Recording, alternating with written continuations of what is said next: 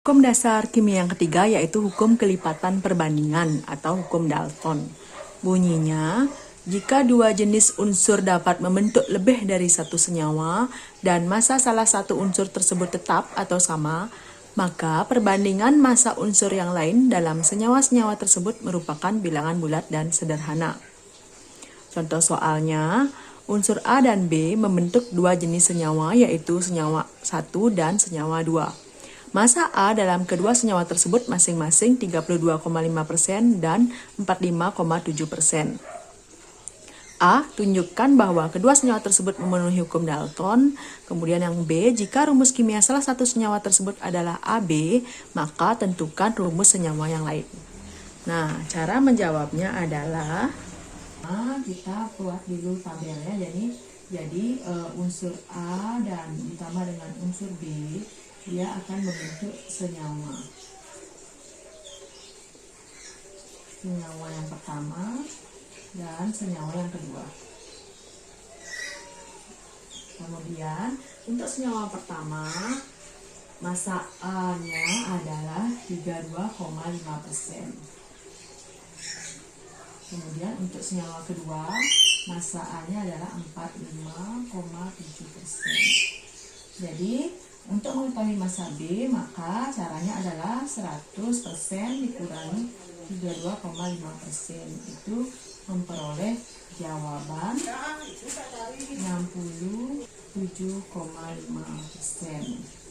Kemudian yang di senyawa kedua, 100 dikurangi 45,7%. Jawaban memperoleh 54,3%. Nah, setelah itu kita lihat perbandingannya ya. Jadi perbandingan pada senyawa 1, A-nya adalah 32,5% dan B-nya adalah 67,5%. Maka perbandingannya kita bagi dengan angka yang lebih kecil ya. 32,5 dibagi 3,5 dapat 1, 67,5 dibagi 32,5 itu mendapatkan 2. Sehingga ini membentuk senyawa AB2. Kemudian senyawa yang kedua, A-nya berbanding B itu 45,7% berbanding 54,3%. Ini kalau dibagi dengan angka yang 45,7 akan memperoleh perbandingan A-nya 1, B-nya juga 1, sehingga untuk senyawa AB. Jadi ini membuktikan bahwa senyawanya membentuk bilangan bulat yang sederhana, yaitu 1:2. Kemudian juga 1:1 itu memenuhi hukum Dalton. Kemudian pertanyaan kedua, jika rumus kimia salah satu senyawa tersebut adalah AB, seperti ini, tentukan rumus senyawa yang lain. Berarti senyawa yang lain rumusnya adalah AB2. Itu caranya menjawab. Kemudian tipe soal kedua untuk hukum Dalton misalnya seperti berikut. Unsur X dan Y membentuk dua jenis senyawa masing-masing mengandung 40% dan 20% unsur X. Hitunglah perbandingan massa unsur Y dalam kedua senyawa tersebut jika massa unsur X tetap. Nah, cara menjawabnya adalah sebagai berikut.